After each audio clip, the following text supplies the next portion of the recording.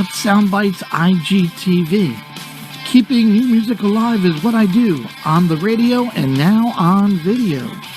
Conducting live chats with the artists and learning the stories behind their latest release, and also playing their new video. Special thanks to my good friend Jody Best of Best Bet Promotions for coordinating and scheduling today's artist. Having over 20 plus years in the music industry, if you're looking for a highly successful promotion and marketing professional who's extremely motivated, look no further than Jody Best. For more information, contact Jody via email at bestbetpromo@yahoo.com. Special thanks today to my sponsor, Gogo Tuners, for all guitar players looking for a focus on ease of use, readability, durability, and accuracy. Look no further. The Gogo Tuner is the choice of many touring professionals and a favorite of casual players. Gogo's signature green you're in and red you're out screen makes tuning quick and easy. For more information, go to the website at gogotuners.com.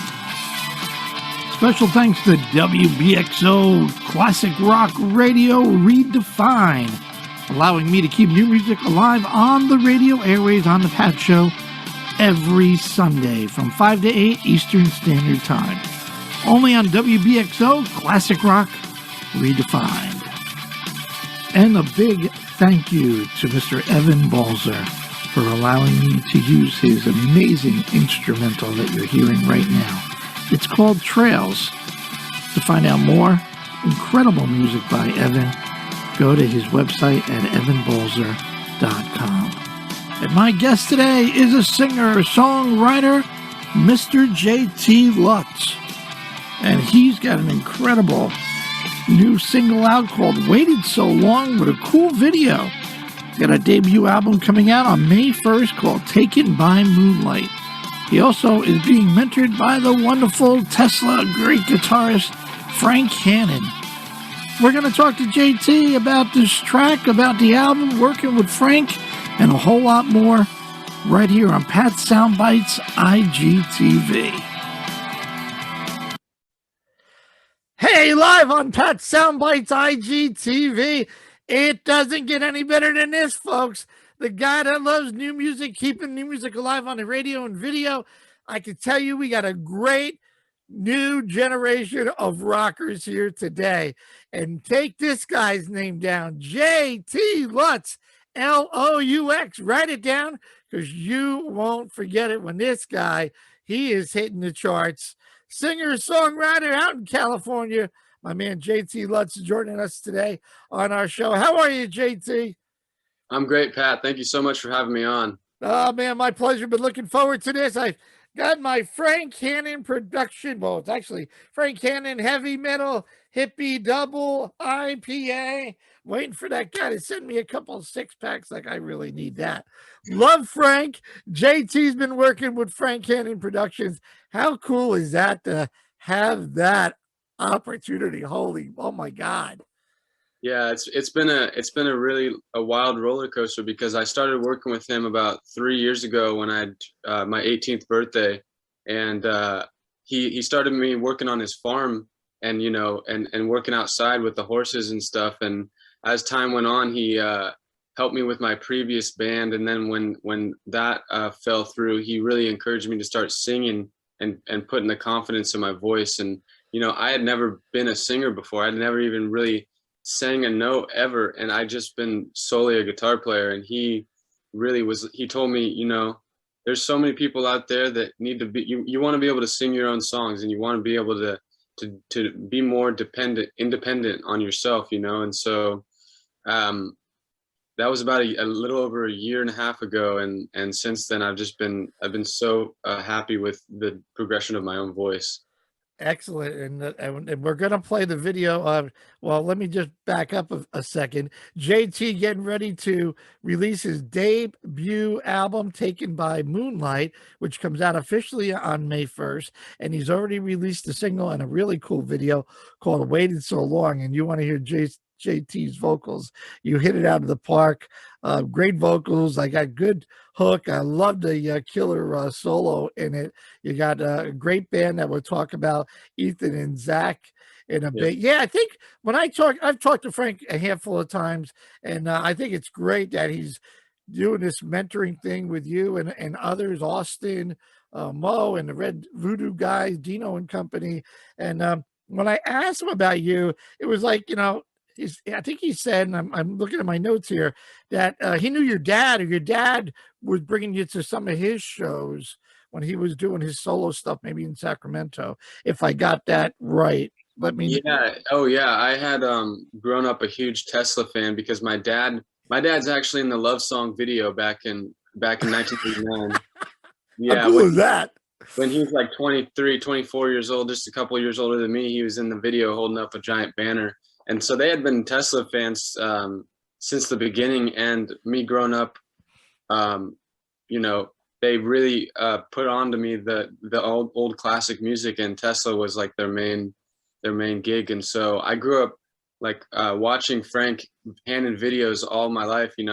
Actually, right here on my wall, I have a poster signed of him back when I was like 13 or 14 that says "Rock on JT." So, how cool is that? That is awesome. And you watch his progression to see.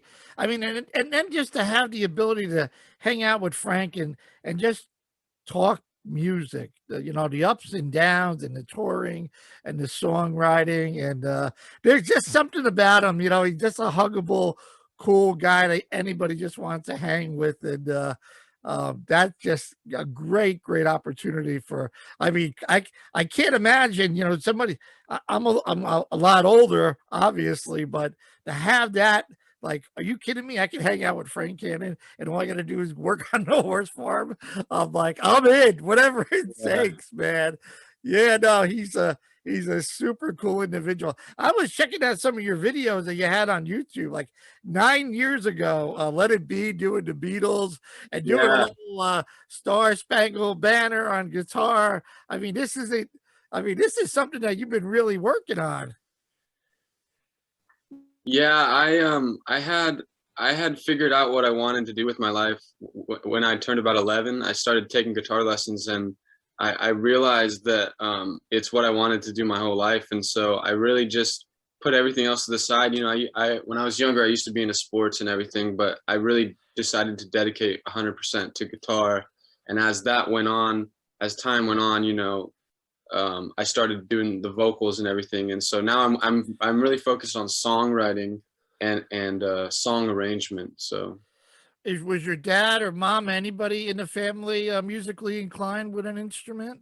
No, I just my cousin, actually, I went over to my cousin's house when I was like 10 or 11 years old, and he had been playing guitar and stuff, and he told me it was the best way to get girls. And so Well, yeah, no doubt about that one. You got that, man. That is cool. How would you describe? I mean, when I listened to "Waited So Long," and I did watch what was it, the Monsters of Rock Crew Studios with you and the Red Voodoo guys and Brit Lightning. Because I just interviewed Dino and Devin, and Frank says, don't forget to promote that. And I did, and I watched it. And you were good. And then those guys were good. And I kind of took your music, like those guys were like more 80s, the Van Halen, Sammy Hagar. But listening to Waited So Long, I guess my point is lots of bluesy rock feel to your music and your style. So my question is, how would you describe your music for our listeners here, so we know what to expect when the album comes out and more singles come out? Yeah, so the music in general, I like to describe it as, like you're saying, that bluesy, soulful kind of rock, because I'm so influenced by the vintage bands of like Hendrix and Cream and Led Zeppelin and all those like 60s and 70s bands, The Doors. I also love like the sound of modern music, like Queens of the Stone Age and all these like modern rock bands that have been coming out in the last like 10 years or so, the White Stripes and Jack White and stuff. So I really like to mix and mash those two genres together and kind of try and create something unique but also that has that kind of vibe of something that you're familiar with. That everybody can relate to you, that relates to that's your music and your sound compared to a, you know, an Aerosmith or a Led Zeppelin. I mean, I feel somewhat, I'm sure you're familiar with the guys from Greta Van Fleet, and Yeah, as much as they're their own guys, I mean, they're incredible talent, but it's like they can't cut that Led Zeppelin thing away, even though they don't even play Led Zeppelin, but yeah, they yeah. have that feel. So yeah, you doing your own thing, I think, is really important, and to work on that. Waited so long. Tell me the concept. Where did you draw your inspiration when you wrote this? When you wrote the track? Yeah, so this song kind of came together. The whole thing pretty much came together within like 15 or 20 minutes, I would say. I heard the main hook melody in my head, and I had to like, I was driving and I had to like pull out my phone and start like humming the melody and stuff. And Cool. so then the lyrics kind of came that night, and then later that night I jammed it with my band. And the idea of waited so long kind of has a double meaning because I had, it's more about like you know, writing the heartbreaks and going up through the ups and downs of relationships and stuff, but also at the same time uh it was kind of a song that I wrote about not being able to play live music and stuff. So you know, with my band actually started at the beginning of COVID, so we haven't really played many shows. Ah, So we're just really excited to get out there, and so it's kind of got that double meaning. no, cool. I like that. And speaking of the van, talk to me about this Zac Cook and this Ethan Pecha. I don't want to ruin his name. Yes, Pecha. that's right. Yeah, Pecha. Yeah, so I had met Zach and Ethan a little over like 2 years ago. They had been playing in the local clubs and stuff with another band, and they had usually opened up for like bigger acts and stuff. And but their other band broke up, and when I started doing my demos, I put one on SoundCloud, and they checked it out, and there was no drums or anything on it. It was just like a demo, and Zach, you know, came up to me and wanted to, you know, jam with me. So it kind of worked out. And you know, we were looking for a bass player, and he asked, or he said, you know, I know a guy, and I said, I remember him. You guys grooved together really good, and they were best friends, so the chemistry was really, really good fit right away. Nice. Did you guys go to, so obviously you didn't go to school together or anything like that. We went to school like right down the street from each other, though, and you know, uh, me and Zach graduated the same year, and Ethan graduated the year before us. So we had known about each other from like the local music and stuff, but we didn't go to the same school, but really close to each other. So we knew who each other were. Do you play any other instruments, JT? I've been getting into like trying to get into more piano, and I play some drums and bass, and I play some ukulele, but you know, mostly guitar and vocals now. So now it's the vocals. You know, you said Frank coaching you and getting you to sing, which is really cool. I remember when one of my interviews with Frank was, you know, he's got a bunch of solo albums out, and he was saying it was something that his father-in-law, the wonderful Dickie Betts, said, just do it. Yeah, And I gave him a list of songs. I emailed him a list of songs. Said, "These are try this one, try that one," and he did, and it was pretty good. So it's great to see that he's, you know, passing it along to say, "No, it's really important." I think it's important. I think it would be. One of my questions I always ask some of the guitar players is, "You wrote the song, but you're not the vocalist. How hard is it to say, hey, Zach, this is a meaning," and because the vocalist has to sell it, like, and the emotion and bring it. And it's yeah. got to be really hard to try to say, hey, this is what I was trying to get at. So it's easier for you to, you know, exactly how you want to do it.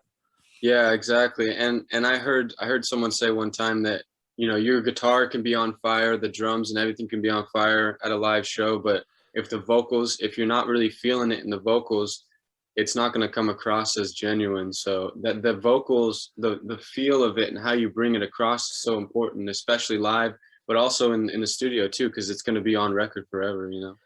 I've been blessed to meet Paul Rogers of Bad Company, Mark Slaughter, Glenn Hughes, And I always ask them, I'm like, how do you take care of this main instrument for 40, 50 years? And number one was sleep. They said, Yeah. it doesn't matter, man. I got to get 8 hours of sleep. Number two is hydration, really important. None of them are into the drugs and all that. Drinking has been way, way past. Yeah, no, it's just like Mark would say, I can do interviews all day, but I can't like now do a track, go to the studio, and I can't, go and start singing and at a live show. He actually was the one that told me talking is I don't want to say worse for your vocal cords, but it's harder on your vocal cords than singing. And I never knew that, as a fan. I go to the show and go, yeah, I want to hear the hits. I'm not a musician, and I've learned so much talking to so many musicians and learning the skill set, how to breathe, when you're singing, where is it coming from? How to enunciate special words. Is that some of the stuff that Frank's been able to offer to you? Yeah, when I started, it was really a lot about that, about it was just about like the right amount of vowels, right? So the E vowel is really hard to sing when you're belting it out. So you can kind of soften it more with other vowels that are more round.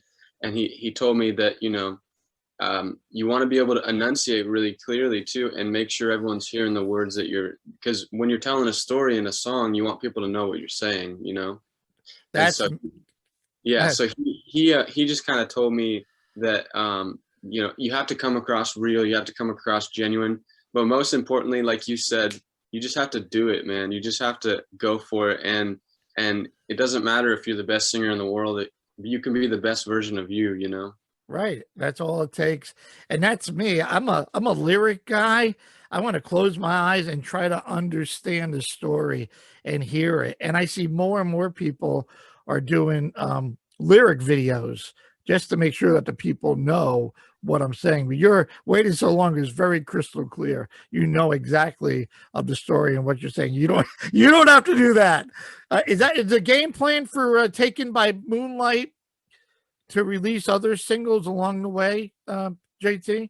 Yeah, so we actually just shot a music video for the title track, Taken by Moonlight, and that's set to be coming out later this month. And the whole record is going to drop here at the very end of this month, I believe, and we're just going to be doing music videos and promoting it. And the 30th of April, we're playing in Oklahoma at Two Frogs Grill. We're going to be backing up Frank, as well as my band's going to open with our original music. And then the day after that, the next 2 days, we're going to be playing at the International Guitar Festival in Dallas.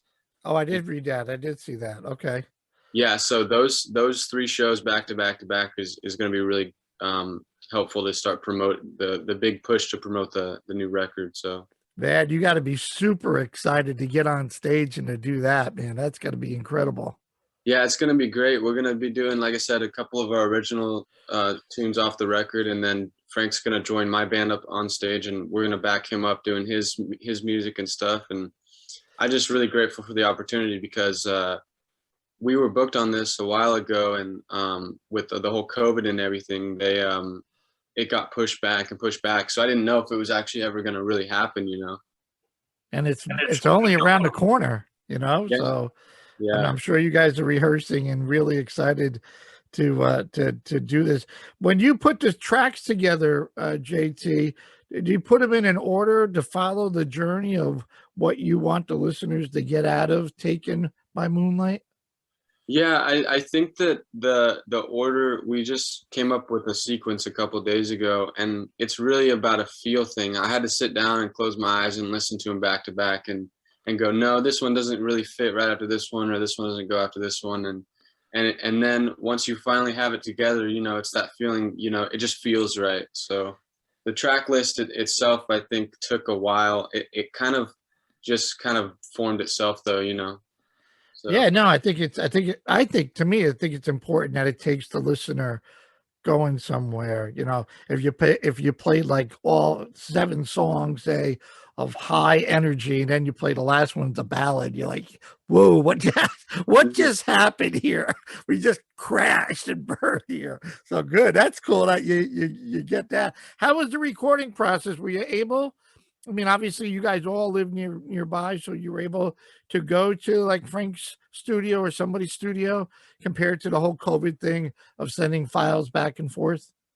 Yeah, yeah. The good thing about it is we all live pretty close to each other in NorCal, so we would practice and just work on the song arrangements. And what's been really cool about this record is we didn't use a click track the whole record, which a lot of people end up getting, you know, used to using that as just like the basic, the foundation of it, right? And listening to records from the 60s, 70s, and 80s, a lot of them didn't use click tracks, and that's why you could feel the song breathe and speed up and slow down and stuff. And so instead of you know, recording to a click track, we just really like worked on the arrangement of the songs beforehand, and then we got together as a band in one room and jammed the whole thing live. So everything on that record is live, really, and then overdubbing the guitars and vocals and whatnot. But yeah.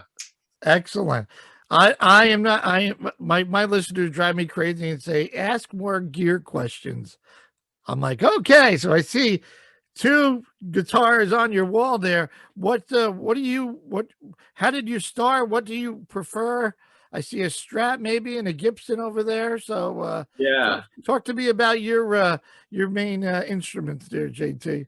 So right now I've been rocking with this reissue of a 1955 Epiphone Les Paul. It's got P90s in it, and it's actually one of Frank's guitars that he's let me use for the last year or so. And I love the sound of P90s, and I go through a Fender Deluxe, and I actually run two amps on stage. I run a Vox on one end and a Fender on the other, and then I have a pedal that I can, in choruses, I can either have one on in the verses, and then I click that pedal and they both turn on, so it sounds like two guitars. Wow, nice. Yeah, especially for a trio, I feel like it's important to have that kind of full sound. So we worked on that a lot, and then I have a double neck Epiphone Les Paul that I use in this new video for Taken by Moonlight, and then for acoustic wise, I'm just rocking this like Gibson Hummingbird, and this gets the job done. It sounds really good, and those are like my three main gigs right now. And I use a Strat every once in a while, but I just love the sound of the thick Epiphone, the reissue of the 1955. It sounds killer. Excellent. And heavy strings, or what type of strings, and what type of pick do you use? I use actually a hybrid of strings. It's a 10 to 52s, so the regulars are 10 to 46s. Okay. And my thought process behind it was the high three strings I can use, and I can still bend really easily, like a 10 set. But the lower ones are thicker from like 11 sets, so when I go to do rhythm, it sounds thicker and fatter. Very cool. Do you do any finger picking, or is it all with a pick, or do you? Yeah, I use some finger picking. I use some hybrid picking as well on some of the songs. And finger picking, you know, I learned from like listening to like Lindsey Buckingham and stuff, that kind of cool style of finger picking. I never mastered it, but I did like study it for a while. And you know, this first record's a lot more rock, so you're not going to hear a lot of finger picking, but I do respect like all that, and it sounds great when it's done right. So Absolutely. You get any slide in the record? You get a little I think a little bit. I can't remember. It might have gotten, we recorded so many songs. I think we recorded over 20 or 25 tracks, and then we just picked the 8 best that we didn't want to like throw everything out there, right? And until it was all developed. And so especially me being new to songwriting and singing and playing at the same time, I really like honed in my craft by writing just a bunch of songs and trying to find a style that can be categorized with myself and that people can recognize as my own. your songwriting process. You mentioned waited so long, but is it, does it start with a guitar riff? Does it all does, it varies from song to song, JT, for the most part? Yeah, sometimes it starts with the guitar riff, but like you said, it does vary a lot. I feel like every song comes from a different place, and so if you tried to write songs from the same place, it would feel kind of manufactured. So that's the hard part, is it kind of has to come naturally. But it's also like when you're on a schedule with you're trying to write all these songs, it can be tough to try and write something genuine. So usually I would start with the guitar riff, and I'd have like a melody that I'd hum in my head. But the last couple songs I wrote, the melody came first, like in Waited So Long, that na na na na, that like chorus part came into my head first, and then I grabbed a guitar and I was like, I figured out the key and everything, and then it kind of built around that. So yeah, it can vary sometimes, especially as you write more and more songs, you try and find different ways to write. So I like that. I like that. If you could open up for any artist or band, who would it be? oh, that's a good question. I love the idea of trios. Obviously, I'm in a trio, and there's a couple that come to mind. Jack White's solo project. He's got a killer trio, and Jared James Nichols. He's another blues guitar guy, and How the about Black ZZ Top? ZZ Top. There you go. Yeah, yeah, and I'm thinking those guys would be really cool to open for too. And there's some more modern bands like Tyler Bryant and the Shakedown. So like, yeah, I love the idea of the trio. The trios, the four pieces, the really minimalistic setup, and how they can get such a great sound out of it. Absolutely. I've interviewed Billy, and I've met him a bunch of times. In fact, I got an interview coming up. Billy just released another solo album called Hardware, so I'm so excited to chat with Billy again. And he always said, three same guys, three same chords, and Yeah, I'm like, yeah. oh my god, man, that is so cool. Who is well, before I ask you what are your interests in other hobbies, when you got a minute and you put all the music aside, what advice? You're a relatively new guy, but in the business, but you've been playing for quite a while, and obviously knowing Frank and following Frank all the years. What advice do you give somebody just trying to start now, JT, knowing what you know?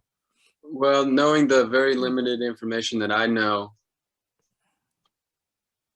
uh, just about going for it and not being scared to fail, because I grew up like a perfectionist and being scared to fail, and you just got to realize that in this business you're going to fail a lot before you even succeed once. So if you can just go for it and not worry about what other people think, you can really create your own sound, and you can really hone in that craft, and it doesn't matter what anybody else thinks. As long as you continue to better yourself, there's no way you can't find success. Great advice. And you know what? Failure just makes us a better people. Yeah, We're going to get the door closed. No, you don't have a radio voice. You don't have this, you don't have that. I just bite me, watch me, and I'm kicking ass and I'm taking names and I'm just going to keep on going. And there's nobody going to stop me. And yeah, yeah. I've made a bunch of mistakes, and you know what? You learn from them. I interviewed an artist that wrote a book, and I read the whole book, and I started, I didn't know. I'm talking about parts of the book, which I thought were important. And she said, "Can I stop you for a minute? You're not going to like read the whole book back." And I go, "Well, no, but I thought they were really good talking points." But I didn't take it personal. I just you learn from it. It is what it is. So you just pick up and keep on going. So yeah. All right. So who's JT Lutz outside the music world? He probably doesn't have time for anything else. Not much. No, I just really, it's only really been music, because when I'm not working on guitar, I'm working on my vocals. When I'm not working on my vocals, I'm working with the band and everything and songwriting. But my bandmates and I like to get out and just hang out and chill, and I mean, it's funny because like we try and go outside and try and not do music, and we always end up picking up Yeah. guitars and jamming. It's like Always, right? You just can't. Yeah, Like, or dude, we'll go this, to I gotta play this for you. No, man, really? Come on. yeah. So, but then we're all into it, so we're just always jamming. It's just like always constant jamming, and we'll go to the drummer's house, and he's got a little like small interface, and we'll be like, it'll be like 11 or 12 midnight, and we'll just start recording a random song. So it's always a constant thing, and I think it's always going to be part of our lives, no matter what. Hey, you know what? Hard work pays. Frank will tell you that. Everybody tells you that. And you guys are on the right track. And I wish you the best success. We're going to put, on the program director, we're going to put Waiting So Long on our rotation here in New York and get everybody. We're going to play our chat on our podcast and get everybody heading in your direction. JT is obviously on Facebook and Instagram, JT Lutz, Lux. And you just talked to me earlier about your website, right? Yeah. Our website we just launched the last couple of days, and you can go there for merch and any updates on our live shows. It's going to be the main hub for finding out where we're going to be next this upcoming year, as well as what videos, singles, and everything that's coming out. Some behind the scenes of recording in Frank's studio and everything will be up there. And so, yeah, you can check that out. And it's got links from that website. You can find everything. So we're very excited to launch it. Well, looking forward, and I'm looking forward to going to that website to get a JT Lutz t-shirt so I can wear for my Squid TV. Yeah, So we got to get Frank Hannon to do the Frank Hannon production tour to get all you guys traveling all over the place, maybe open for Tesla. That would be really, really cool. Well, best of luck in Oklahoma and in Dallas. And when when Taken by Moonlight comes out, the second track, I hope we can hook up and you can tell me how cool that was and where we are in the plan of what's going on with you guys in the band, man. Yeah, man. Thank you so much for having me on. I'll be excited to get back on here next time. Yeah, no, I hope you enjoyed the conversation as much as I'm happy I was able to, we were finally to hook up. Come on, Frank Hannon, where you been hiding? Send my best of Mr. Frank Hannon. Love that guy. Love Tesla. Love everything that Frank does. It's time to rock some JT Lutz on Pet Soundbytes IGTV. Go buy the track. In fact, when the album comes out, buy the album so he can autograph it. Can't autograph Spotify. Sorry. Just had to say that. Buy the album when it comes out on May 1st. Time to rock JT Lutz right now.